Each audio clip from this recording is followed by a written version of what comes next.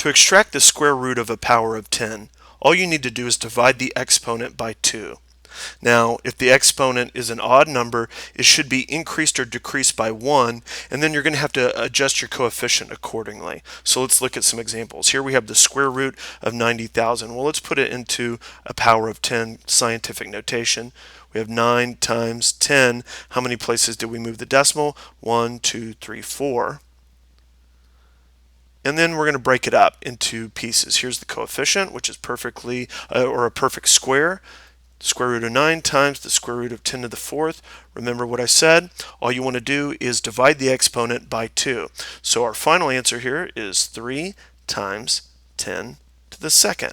An even more conclusive answer would be, if the decimal's here, this exponent means the decimal needs to move 2 places to the right, and the answer is 300.